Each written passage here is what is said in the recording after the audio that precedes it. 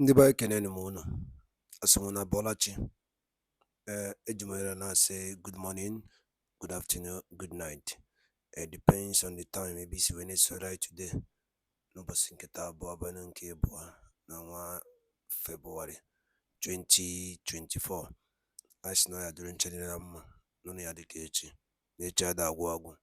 Otu anyị kwuru otu akọ ya dịrịrị. Ise. Oge ugbu anyị ka o si dị n'anya n'ilu akwụkwọ. Onye na-akwụ n'ilu akwụkwọ a bụ Sen Ned Nwoko. Were ife o kwuru maka na nkwa ikwere na ga na-eti elu na update ọbụla bụ gbasara maka nnwere onwe and gbasara maka ife na-eme n'ala Igbo and the entire Eastern region. Nkwa ikwere unu gee ntị n'ihe Ned Nwoko kwuru n'ilu akwụkwọ gbasara maka ihe na-eme n'obodo a na gbasara maka ka o si wee bụrụ na eme ihe dị otu anọ ya dị mma. Anyị ga-esi ebe ife drọpụrụ anyị kọmentị gị gbasara maka ife iche n'ihe ndị a niile o kwuru. All right, over to you, sir. Senator representing Delta North Senatorial District. Good morning, Senator, and thank you for joining us on the morning show. Good morning and welcome to. Well, Senator, the state of insecurity in the country is a source of concern. So it's not surprising to see that the Senate is looking at this and passing resolutions and all of that. But before now, you had proposed a bill that the way forward is for Nigerians to carry firearms. That if everybody has access to firearms, that will check the threat of violence, it will check illegal arms trafficking and all of that. Do you still stand by that position? And is your position one of the resolutions by the Senate now? Because your bill was supposed to pass first reading, second reading. And why would you say all of us should carry arms? Wouldn't that be a prescription for complete anarchy in a country where there's so much anomy already?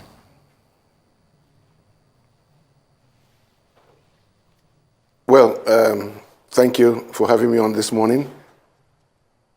My bill is predicated on the lawlessness that is currently pervading the nation. We all have experienced it, or we know somebody who has experienced it, somebody who has been kidnapped by armed robbers or by kidnappers or by some form of militant herdsmen and all of them. We have really come to a point in this country where we must make an honest admission to ourselves, which is that the security agents cannot really protect lives and properties as enshrined in the Constitution. The common man is left to his caprices, if I may use that word. The common man is not able or does not get any kind of support from the police. The police as a force is ill-equipped. The police is ill-funded. The police is not capable of discharging those onerous duties. I mean, that is a basic fact. I am in the Senate Committee on Police Matters, and I can tell you that we do not have the number of policemen that we need to secure Nigeria as a country. We do not, clearly. The military, on the other hand, I mean, we've been spending billions of naira over the years buying warplanes, buying different arms and ammunitions in the name of fighting terrorism and other crimes. But they are, again, also not able to deal with the issues. So a lot of money has been spent, a lot of lives have been lost, and we are nowhere near finding a solution. Look, the idea of a bill to enable Nigerians to carry arms and defend themselves is born out of desperation. The fact that people do not have the kind of protection that they need. Let me tell you what happens in UK, for example, in terms of emergency. You know, if you, assuming you have an emergency and you pick your phone and you dial 999, not 080 number or 07, no, just 999. And maybe you summoned your last breath to dial 999 and you don't speak to the person on the other end of the line. What happens is that within 5-10 minutes, you will receive 3 emergency visits from the police, from the ambulance services, and from the fire brigade, because at that point they wouldn't have known which one you needed. So 3 of them will converge at the place where the phone is located. But in Nigeria, I mean, what stops us from having 999 number, 111 number, 88 number, you know? And it's one of those things that we just need to address. How do you help the people, ordinary Nigerians, to reach out to the security forces or emergency services in the event of trouble? Now, you know, talking about my bill, it is not just about people carrying arms. You just don't go into a shop and buy arms. No, there are measures that are being proposed, and they are very, very strict measures. You know, like in America, every citizen has a right to bear arms as enshrined in the Constitution. In Nigeria, it is not so. So what we are trying to do, what I'm trying to do specifically, is to have a system where people who are willing to carry arms are given the opportunity to so do. Now, the first condition that must be met is that every local government area must have a gun school, gun shooting school.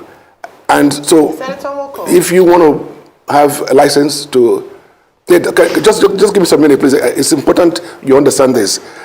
You know, so if you want to have a gun, the first thing to do is to be trained on the use of arms. So there will be in every local government area shooting schools run by former military officers, owned by them. Now, when you have been certified to have gone through that and you are able to use arms, the next step is for you to go to your king or your emir or your oba, who will give you a letter of certification to confirm that you are from that particular place. Then the next thing for you to do is to go to 2 doctors. Those 2 doctors must certify that you are mentally fit to bear arms. Then you go to your local government chairman, who must also confirm that you are from that particular local government. And then you now go to the DPO of that locality. The DPO must confirm that you do not have any criminal record, that you're not a wanted person. What you've just described. Senator Nwoko, let me just come in very quickly. Hello? Because of our time. Can you hear me?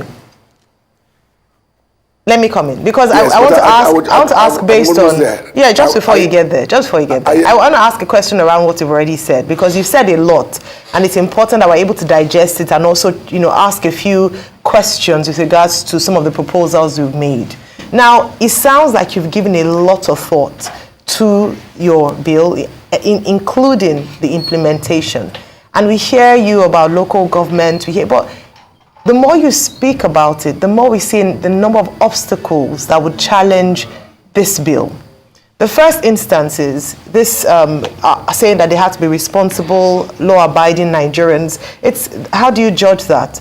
Number one, we're already grappling with security agents themselves not being able to handle their weapons and use them indiscriminately in some instances. How would we then vet or check Nigerian citizens who will then have access to these weapons to not use it indiscriminately as well? That's one. Number 2, who will fund these various steps, or where would the funding come from? these various steps? Because you said that the license money would go to supporting the police, not to implementing, because that money is already accounted for. Where would the funding come from? The local government you've talked about, and is it the current local government system we have at the moment? And then with regards to the training, the things you've mentioned, where would the funding come from? So it sounds like on paper, a considerable bill, but in terms of the implementation, it looks like there'll be a lot of bottlenecks, and it doesn't seem very plausible. I'd like to get your thoughts on how funding, number two, checking who is going to hold these weapons. Are you not concerned that we have not even sanitized those who are, officially allowed to hold them with indiscriminate use? How we will do then check that among citizens? Well, look, you're asking questions as if you're not part of this country. There are many issues here, issues of insecurity. That was why when we resumed on Tuesday, all that we spoke about, all that we talked about, all that frustration that we felt as a Senate was on insecurity. So it doesn't matter about the implementation, it doesn't matter about the funding. Those things will be taken care of, will take care of itself as we get there. Look, if you or Ruben wants to have a pistol, for example, or an AK-47, for example, all you just need to do is to know that you want it. And then you go to the shooting school. The shooting school is not free of charge. The shooting school is there also to make money, but to train people. So anybody who wants to go there should pay for the training. This is what is done all over the place. It shouldn't be a problem at all, as to funding. The shooting schools will be licensed and run by former military guys who have the capacity to understand about guns and to train the will-be users. So there's no question about the funding or the implementation. But as I was saying before, by the time you are done with... The concerns around putting weapons in the hands of citizens, when even in the hands of police officers, we haven't been able to regulate that. I mean, look at the American situation. They are grappling with that, and they have a more established institution. I understand. Look, in America, they don't have these checks and balances. Anybody who is a citizen can walk into any gun shop and buy any gun, from a machine gun to a pistol or whatever they desire to have in their collections. But here, look, we are left with nothing. We are left with nothing. So the average Nigerian has come to the end of the teethers. That what they need is basically to have the ability to defend themselves. Let me tell you, so if you don't trust Nigerians, law-abiding Nigerians, to defend themselves, then what are you talking about? Already we have over maybe 0.5% of the population with illegal arms, and it's growing by the day. It's not getting less. The only alternative is just to allow them to continue acquiring arms illegally, whilst denying the citizens who are credible, who are mentally fit to carry arms, the opportunity to defend themselves. Let me give you an instance. In UK, it is an offense to carry machete or knives or such offensive weapons if seen in the street. I mean, people carry bow and arrows in Nigeria. It's an offensive weapon. People carry machetes here. Every household in Nigeria probably has a machete or cutlass or some pen knife that is more than 3 inches. In UK, it's an offense to be caught with anything like that, and you go to prison for it. In Nigeria, it is not an offense. But do we go about killing ourselves with guns, with machetes, with knives and cutlasses? No. So we should get to the point where we become responsible citizens. I mean, majority of people in Nigeria are responsible. There are many doctors, many lawyers, many presenters, brokers, and others, who have the desire to have some kind of weapon to be able to scare away the would-be attackers. If you are licensed to have a gun, and those bad guys out there understand that you have a gun in your house, the likelihood that they will come to your house to harass you, kill, or rape is almost nil. They won't do it. Even as a deterrent, they won't do it. So if just imagine a few days ago, some children in Ekiti State or so were kidnapped. They were kidnapped because they were not protected. They were kidnapped because there was no adult with them who was armed. You can't allow that to continue. If there's a gun license and every school is meant to have people who are armed protecting them, let me tell you that you won't have this kind of stories. There are many vigilantes in Nigeria. Okay. There are many other security companies in Nigeria. But the fact is that they're not even allowed to carry arms. So you make it possible for those companies to be armed instead of just standing around buildings and offices and homes without arms. If they have arms, if they have arms, those people will be your first line of defense. But they're not. So what's the point of having them all over the place? Okay, Senator Nwoko, I totally get your argument. And it's because of the matter on ground you want this. But the counter argument has always been about you don't want to give guns to a frustrated Nigerian and all of that. But I think part of your bill, if it's there, what will be the checks before issuing these arms? Secondly, what's the process like of getting a firearm? Do you have a firearm? What process did you go through in getting that firearm? Or if you don't have a firearm, what's the process around getting a firearm as we speak today? Thirdly, will your bill do anything as regards getting firearms? Can I hang on a minute. Let me just finish. Can I take your questions? There's one more. If you throw go ahead. Questions, I will remember all of them. Go ahead. Just go ahead. So let me just deal with the first two, okay? And you can ask more. Look, I was maybe you were not listening to what I said about the checks and balances. The first thing is about the training school to be established in every local government area. The second thing is that the will-be licensee must go to various places to get some kind of certification, including from the local government chairman, from the king or the emir, must get a medical report from 2 doctors, must go to DPO and get confirmation that they are not wanted or they are not in court for any criminal matter. And then, with all these documents, you go back to the same shooting school and present them with your documentations that you are now able to get those arms. But they will take about a month to go back to those bodies and confirm that they actually issue those documents to you. When that is done, you can go back to them and then get your arms. And let me say this, every of those shooting schools must also have a forensic expert. What is the point of a forensic expert? Let me tell you this. If a gun is licensed to Mr. A or a murder occurs within the vicinity. Now, the forensic expert should be able, through autopsy and the rest of them, get the bullet that was used in the killing of that particular individual and link it to a particular bullet or bullets that were issued by the licensing schools.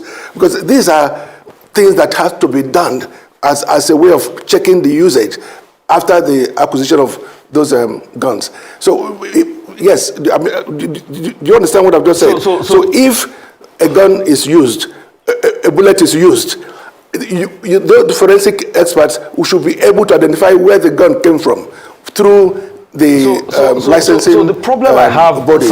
Sir, with due respect, the problem I have with your idea is the practicality of it.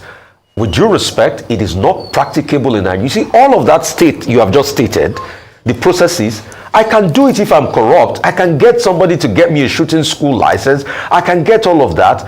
We have a low amount of forensic experts in the country. That's the point I was trying to make as regards checks for the system. And that's why I asked, probably if you have, what was the process you went through? And if you don't, what's the process as it is pervasively now? Because all of that problem, all of that checks you talk, can be circumvented with corruption. The last question I wanted to ask is, will your bill, or is your bill thinking about anything as regards guns in the hands of non-state actors? Hold on, you seem to have given up on Nigeria. You cannot give Nigerians an opportunity. I mean, you just condemn everybody. You think everybody is corrupt. You think the kings are corrupt. You think the DPOs are corrupt. You think the doctors are corrupt. You think the local government chairmen are corrupt. You think anybody will just go there and pay the money and get those certifications. No. We must start to lay a foundation for growth in this country. You know, so if you want to get a license, let me ask you this. Would you want to own a gun yourself? Would you want to be able to defend yourself if you are attacked by armed robbers or by kidnappers in your own home? Would you want to be able to defend your children and your wife if you are attacked? I mean, you're telling me no, you don't want to handle a gun. If you don't want to handle a gun, that's your problem. Then don't handle a gun. But there are many people out there who want to be given the opportunity to defend themselves. So I speak on behalf of those ones, not for people like you who might not want to have a gun, who are vulnerable, but you want to remain vulnerable. But you know that the police and the military cannot defend you. So look, as I said before, out there, there are already a proliferation of arms in the hands of kidnappers and armed robbers and bandits. So you just want them to continue? But you know also that the other alternative is to keep funding the military, keep funding the police, but we're not getting anywhere. Because before you and me, over the years, you know that in this country, that system has failed. The system has almost collapsed. Look, about 3 months ago, my SLA in National Assembly was kidnapped. 3 months ago. Up till now, he has not been found. Even though we made a report to the police and to the DSS. And there was just one demand for 10 million ransom made to the wife. I gave the police the phone number. Obviously, the police ought to have been able to track the telephone, whether the phone is switched off or not switched off. But this is a system failure. And up till now, nothing has been done. Senator. And keep making phone calls to the police. I keep making phone calls to the DSS. Nothing has been done. At this level, nothing has been done. When I moved my motion, I also spoke about having CCTV across the country, but Senator. Particularly in Abuja. You know, Senator. So nothing has been done. And so you just tell me that we should just wait and to be slaughtered by those who are illegally armed. I mean, that is absurd. Okay, Senator, yeah, we've spent some time interrogating your proposals. But next week, the Senate has now resolved that the service chiefs should appear before the Senate. Well, is this just an attempt by the Senate to show that, the members care? Because really, are you optimistic that the service chiefs will come there and say something different, something new? Are you convinced that they probably have new ideas about what to do, other than to come and say they are working on security architecture, they are taking a second look at kinetic and non-kinetic, and then the usual story about how they are underfunded, how they need equipment, and how they need the Senate to approve more funding for them? Is the Senate not just, just showing off to show that they are doing something, whereas they know nothing will come out of that interaction with the service chiefs? Yeah. Well, to an extent, you are probably correct. But the fact is that we are all concerned. Whether you are a senator or you are a House of Reps member, you are a Nigerian, everybody is concerned. But what do we do? What we have to do is what we are trying to do, which is to raise awareness with the service chiefs and the DSS and the rest of them to make sure that things are stepped up. But I mean, personally, I don't have much hope that anything different will come out of it. Because even if you give them all the money that they're asking for, along the line, you're going to hear that some money has been diverted. You're going to hear about the complicity of some of the officers. You're going to hear that. That is why I am opting for the other alternative, which is to allow people to defend themselves because of the failure of the system. So we are doing what we are doing as a Senate, and we can't do any more than that, other than carrying guns ourselves to defend Nigerians. All we can do is to budget money as requested, which we've done sufficiently in the last appropriation proceedings. But as to whether anything new will happen in Nigeria in the next 2 years, 3 years, I doubt it.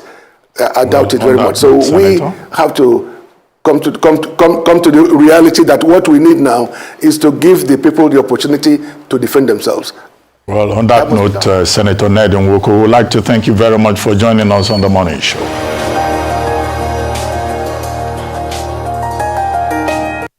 And the by Dalon Lineno, I couldn't say, we gave me money. I do it here, no, and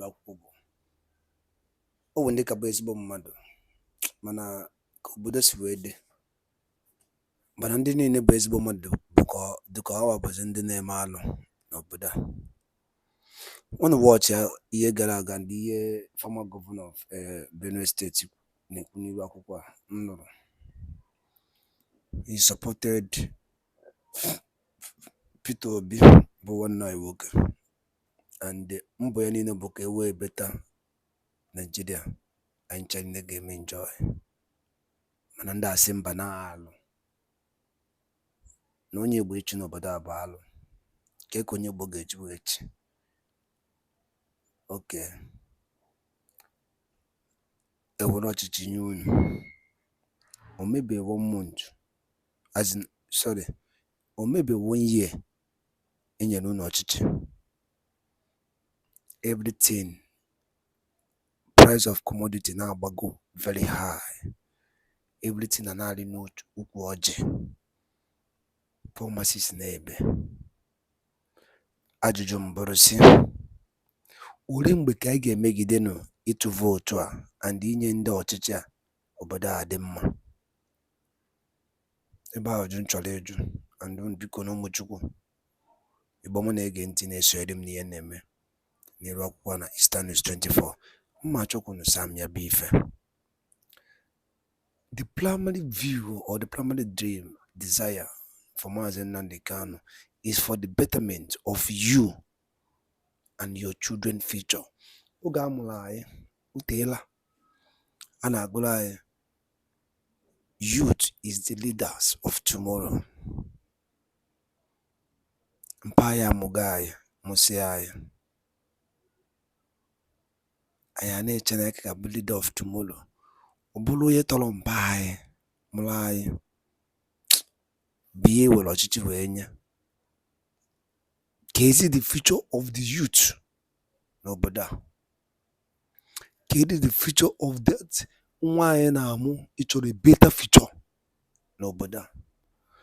Biko ọ bụrụ na anụ m na comment m ife na comment section below because ebe ife wozi ka ọ dị. Ana m ejo even ngwa na nwoke bụ onye military man bụ nye efe ndị amị. Ịnọ na barracks ego one ka a na-akwụ gị. Iburu egbe na-eko na maternity pharmacies. The condition ga-akarị agụ akwụọ gị 50,000 in a month. The ordinary recruit. Ego one ka ị na-spend na your family niile. One bag of rice abịa ego one. Ngwa ibiri egbe si gị na gị eji stọpụ ndị a na-eme protest ka ọ dịrị ezinụlọ gị na mma na gị ji gbaa afọ egbe iburu egbe ike ọkọ na-agba agwa ịgbasi gị egbe how far